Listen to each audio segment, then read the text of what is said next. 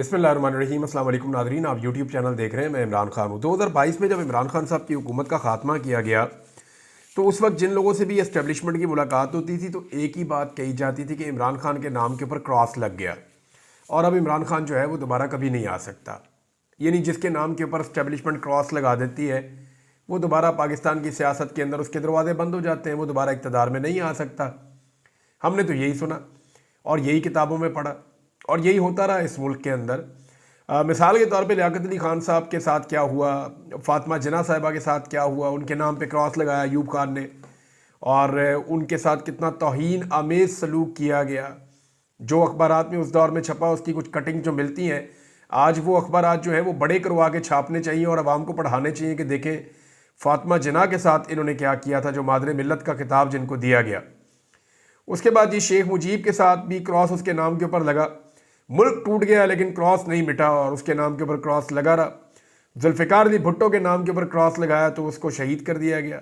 बेनज़ीर भुट्टो के नाम के ऊपर क्रॉस लगा, बेनज़ीर भुट्टो को 2 मरतबा उसकी हुकूमत ख़त्म की गई, उसके बाद बेनज़ीर भुट्टो को जो है वो शहीद कर दिया गया।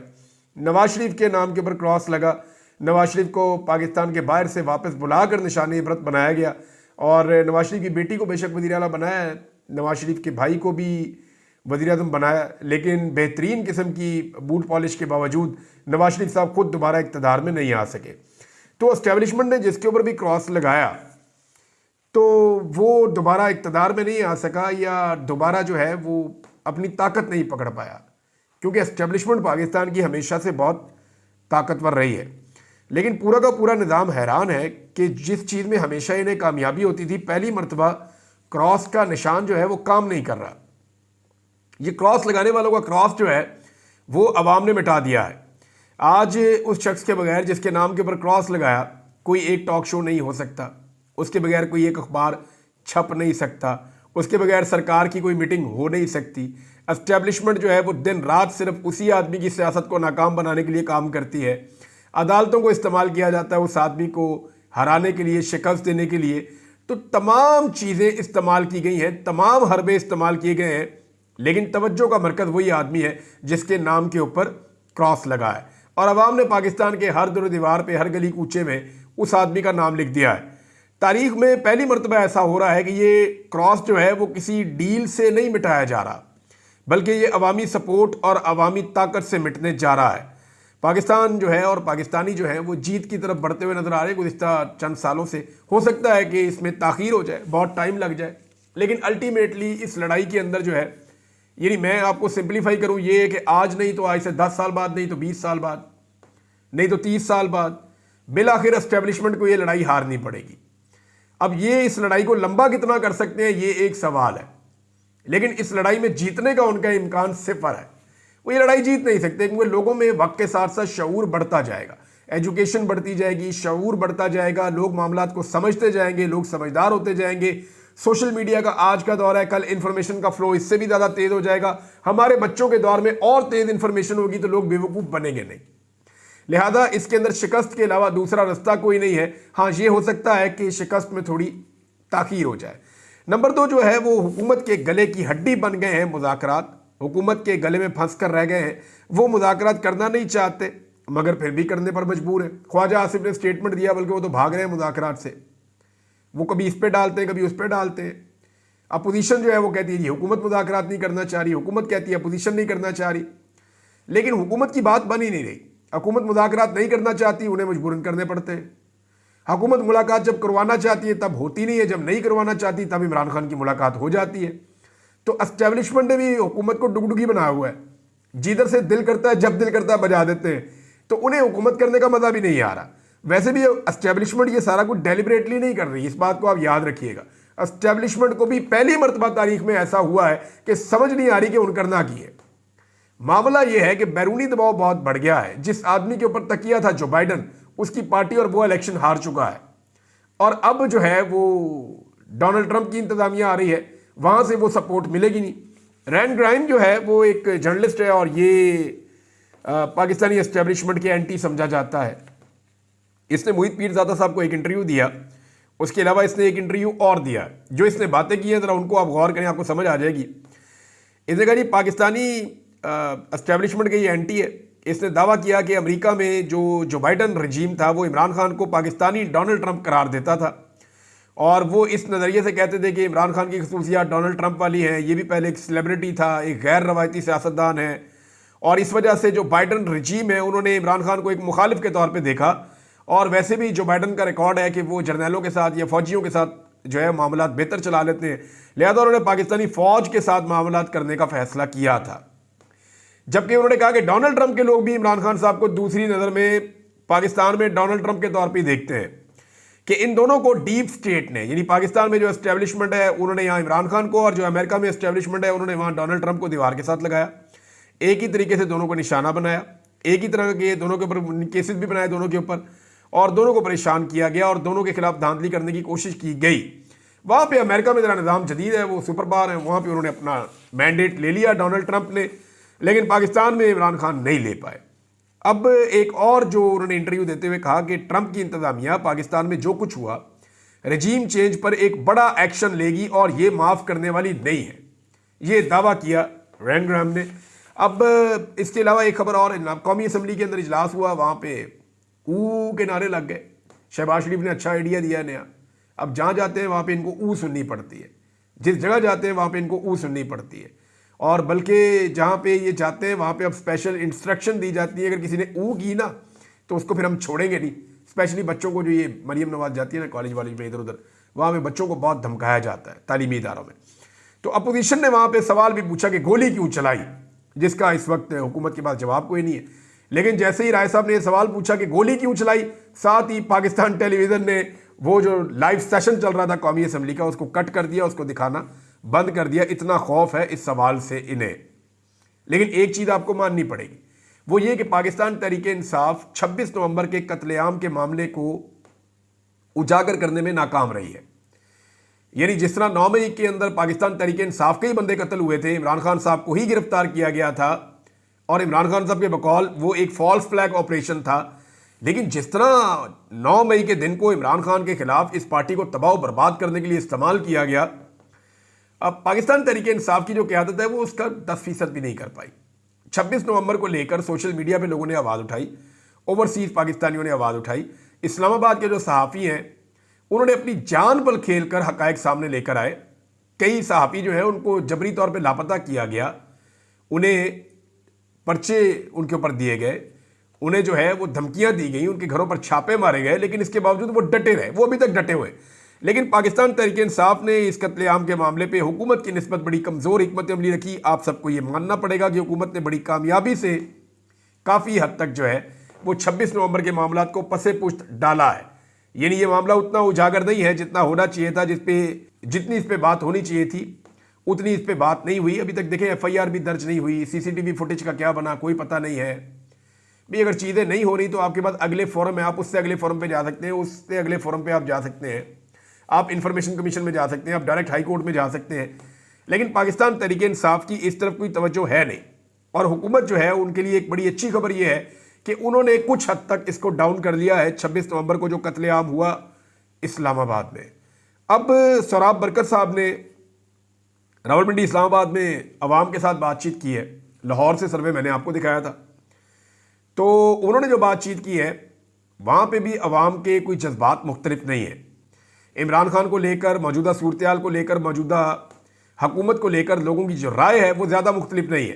पाकिस्तान में आप कहीं पे भी जाएं, आप कैमरा और माइक निकालेंगे, अब लोग इस हुकूमत से तंग हैं, और लोग हुकूमत को नहीं, लोग जानते हैं कि एक्चुअली इस सारे मामले में पीछे बैठे हुए जो दस्ताने पहने हुए हाथ हैं वो किनके हैं, और वो कौन लोग हैं जिन्होंने पाकिस्तान को इस नहज तक पहुँचा दिया है सिर्फ अपने ज़ाती मफादात के लिए। तो जो लोग बात कर रहे थे उनको सुनने के बाद तो ये लगता है कि जैसे लोग ज़्यादा बड़ी तादाद में इमरान खान के साथ खड़े हुए हैं। हुकूमत जो है वो 2 चीज़ों के ऊपर काम कर रही है, ये मैं आपको अभी बता देता हूँ। नंबर 1, हुकूमत जो है वो ये देख रही है कि बैरूनी दबाव जो है उसको कैलकुलेट कर रही है कि अगर कैलकुलेटेड बैरूनी दबाव आया तो उसको बर्दाश्त करने के लिए हुकूमत और इस्टेब्लिशमेंट तैयार है। मगर पाकिस्तान में अगर इमरान खान के हाथों उन्हें दबाव का सामना करना पड़ा उनके बाहर आने के बाद, तो इमरान खान साहब उस साम्राज्य को तबाह कर देंगे जो 70 साल से यहाँ पे इस मुल्क के ऊपर अजारादारी करके बैठा हुआ है। लिहाजा अब कैलकुलेशन इसमें हो रही है कि बैरूनी दबाव अगर कैलकुलेटेड हुआ तो उसको बर्दाश्त कर लिया जाए, इमरान खान साहब को ना छोड़ा जाए, और उसके लिए कुछ चीज़ें हैं जो हुकूमत ने ऑफर की सूरत में उनके ऊपर डिस्कशन की थी पिछले दिनों, मैंने आपको बताया था। अब उसके हवाले से एक फर्दर मेरे पास खबर है, वो आपको बताता हूँ। लेकिन पहले जाली टिकटॉकर वज़ीर आला, उनकी एक ख्वाहिश सामने आई है, बंद मुकामात पे कंट्रोल्ड इन्वायरमेंट के अंदर सिक्योरिटी को खड़ी करके अपने साथ 100-100 200 बंदा ले जाके वहाँ पे तालिब इल्मों को घेर घार के प्लांटेड किस्म के जो है वो प्रोग्राम किए जा रहे हैं। और वहाँ पे जाली मकबूलियत का, एक तो हुकूमत ही जाली है ना, इन्हें तो वोट ही नहीं पड़े तो अपनी सीट हार गई। जब इनके पास सीटें ही पूरी नहीं है, इनकी हुकूमत ही जाली है, तो फिर इन्होंने काम क्या करना है? और पब्लिक के अंदर जाके तासुर दे रहे हैं कि जैसे हमारी मकबूलियत बहुत बढ़ गई है। हालांकि ये जाली मकबूलियत का पोल खुल जाएगा, कोई भी इलेक्शन हो गया इनको लग पता जाएगा। एक तो ये हुकूमत जाली है, इक्तदार के ऊपर इनका हक कोई नहीं है। नंबर 2, उन्होंने जाली इक्तदार में बैठकर जो अवाम का भुरकस निकाला है ना, उसके बाद तो अवाम इनका सिर्फ इंतजार कर रही है। रियल पब्लिक के अंदर जब ये जाएंगे तो इन्हें लग पता जाएगा।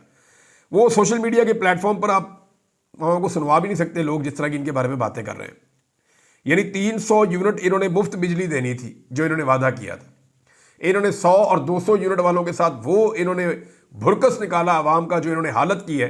गैस के बिल लोगों को 500% से लेकर 800% तक ज्यादा आ रहे हैं, और लोग चिल्ला रहे हैं जनाब कि हमारे गैस के बिल, हमारे बिजली के बिल। लोग कह रहे हैं इससे अच्छा आप हमारा काट के ले जाए मीटर, हम ये बिल ही अदा नहीं कर सकते। मैं ऐसे लोगों को जानता हूं जिन्होंने ये बातें की हैं। यानी हम ये बिजली इस्तेमाल ही नहीं करते, हम गैस इस्तेमाल ही नहीं करते। और शेख रशीद एक दौर में कहते थे कि नवाज शरीफ ने और शहबाज शरीफ ने ये जो मंसूबे लगाए हैं ना, ये शेख रशीद की बात मुझे याद है, वो हमारे प्रोग्राम में कहते थे कि ये जो 2013 से ऑनवर्ड जो मंसूबे लगाए दोनों भाइयों ने मिलकर चाइना से पैसा लेकर, तो ये जो IPP लगा रहे थे दोनों भाई, रज के बिजली बना रहे थे। पाकिस्तान की ज़रूरत आज भी उतनी नहीं है जितनी ज़रूरत है, उससे दुगनी से ज़्यादा बिजली इन्होंने पैदा करने की सलाहियत ले ली। और पाकिस्तानी 1 यूनिट इस्तेमाल करते हैं तो 3 यूनिट के पैसे देते हैं कैपेसिटी पेमेंट की मद में। तो शेख रशीद ने ठीक कहा था कि एक वक्त आएगा बिजली की कीमत इतनी बढ़ जाएगी कि लोग कहेंगे हमने बिजली इस्तेमाल ही नहीं करनी। और आज मैंने देखा कि उनकी बात ठीक थी। अब जनाब आ जाए उस मामले पे जो मैं आपको बताना चाह रहा था। देखें, अमेरिका में जब ट्रंप की इंतजामिया आएगी तो ये असेसमेंट ये कर रही है पाकिस्तान की गवर्नमेंट और इस्टेब्लिशमेंट कि उसके साथ मामला आगे कैसे बढ़ाया जा सकता है। ये सारे महाजों पे काम कर रहे हैं। नंबर 1, इमरान खान से डील करने की पूरी कोशिश कर रहे हैं जो इमरान खान साहब फिलहाल नहीं मान रहे, और उस डील को डन करने के लिए ये थोड़ा थोड़ा करके टाइम बाय कर रहे हैं। फैसला कभी आगे ले जाते हैं और आगे ले जाते हैं और आगे ले जाते हैं। मैंने जो रिपोर्टर थे उनसे बात की, उन्होंने कहा जी यहाँ पे तो जज कभी 10 बजे से पहले केस ही शुरू नहीं होता था, और अभी सर्दियां धुंधों के दिन है, अब तो केस और लेट शुरू होता है। तो सुबह 8:30 बजे जज साहब आ गए, फटाफट उन्होंने कार्रवाई कर दी, और जब फैसला सुनाने का टाइम था 11 बजे का, उससे पहले पहले जज साहब वापस भी चले गए। तो उन्होंने कहा जी ये मिली भगत वाला काम है, ये फिक्स्ड मैच था, ये ऐसा नहीं था कि इमरान खान साहब फैसला नहीं सुनना चाहते। अगर ये आज फैसला सुनाना चाहते जज साहब तो सुना देते। ये कैसे हो सकता है? कैदी जेल में मौजूद है, जज भी जेल में आ गया, और वहां पे जज फैसला इसलिए नहीं सुना रहा कि कैदी मौजूद नहीं है। भाई कैदी तो जेल में, वो तो आपका कैदी है, आप उसको जहां मर्जी ले जाए। अब इमरान खान साहब जो है वो कोई हरकुलिस थोड़ी है कि बंदे उठा उठा के जेल से बाहर फेंकेंगे।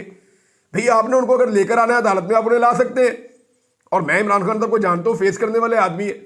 लेकिन इन्होंने ये फिक्स मैच था हुकूमत की जानिब से, वो ये कोशिश कर रहे हैं, हुकूमत तो नहीं एस्टेब्लिशमेंट, वो ये कोशिश कर रहे हैं कि इमरान खान साहब को अपनी मर्जी की शराइत पे लाया जाए, फिर उनको रिहा किया जाए या उन्हें पहुंचाया जाए उनके घर में। तो इमरान खान साहब इनकी मर्जी की शराइत पे आ नहीं रहे। एजाज चौधरी साहब का जो है प्रोडक्शन ऑर्डर जारी कर दिया गया है। इतने लंबे अरसे के बाद, इतनी फस्तायत, इतना जबर और इतने जुल्म के बाद, तो पीपल्स पार्टी ये नहीं कह सकती कि उन्होंने बड़ा कारनामा किया है। ये पीपल्स पार्टी इस सारे जुर्म में, इस सारे जुल्म में, इस सारी फस्तायत में, डंडे वाली जमहूरियत में और ब्रूट मेजॉरिटी में ये बिलावल जरदारी का पूरा पूरा हिस्सा है। अब डोनाल्ड ट्रंप की जो हुकूमत आ रही है ना, याद रखिएगा कि ये रशिया के साथ नहीं लड़ेंगे। यूक्रेन के मामले में डोनाल्ड ट्रंप रशिया के साथ नहीं लड़ेगा। ये जो बाइडन की पॉलिसी थी।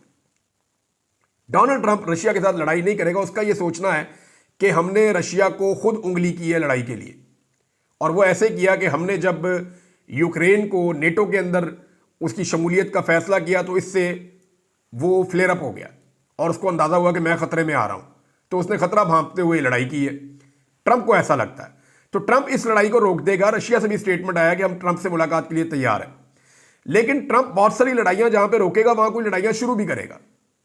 डोनाल्ड ट्रंप का प्रॉब्लम है चाइना, और चाइना डोनाल्ड ट्रंप का प्रॉब्लम क्यों है जरा इसको आप समझें। मैं आपके सामने एक डाटा रखता हूं जीडीपी का। सन 2000 में चाइना का जो जीडीपी था वो $1.2 ट्रिलियन था, और अमेरिका का उस वक्त था 10.2 ट्रिलियन डॉलर, यानी 9 ट्रिलियन डॉलर ज्यादा था उस वक्त में। यानी अगर आप फर्क देखें तो 9 गुना का फर्क था, 9 गुना का फर्क था, 1.2 और 10.2 ट्रिलियन।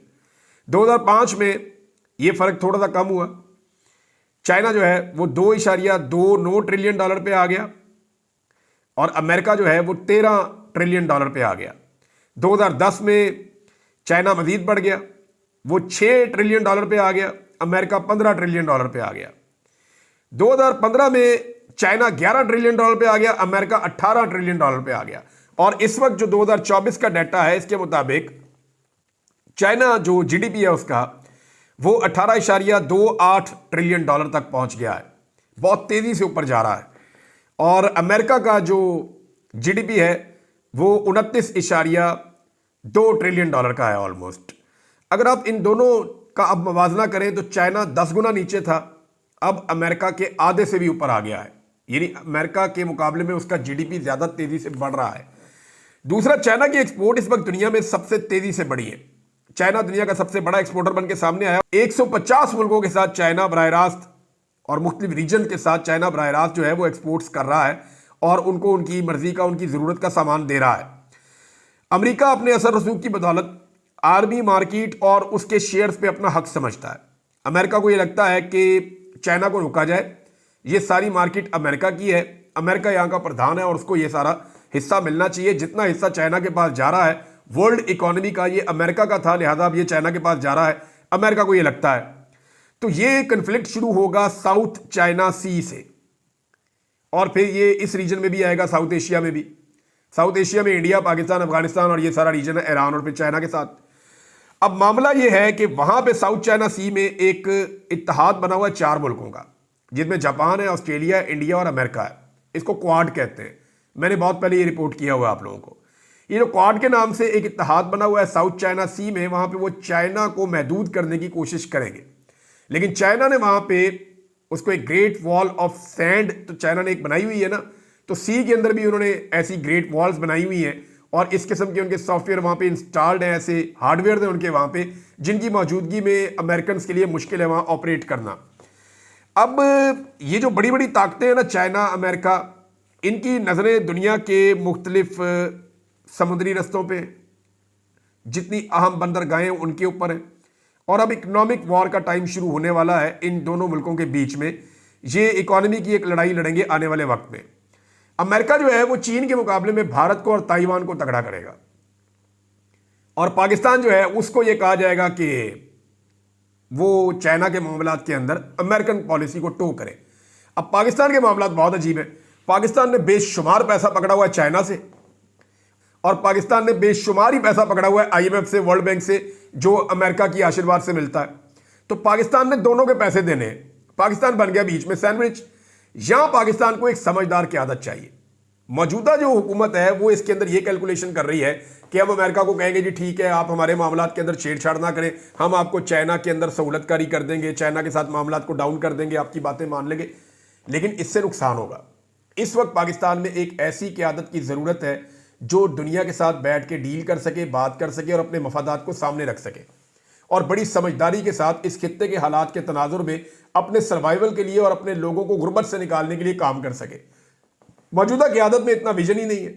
इनको तो कटोरा पकड़ाएं और पैसे लेने भेज दें। पब्लिक ने इनको वोट भी नहीं डाले। इनके पास ना विजन है, ना इनको समझ है, ना ये लाइक है।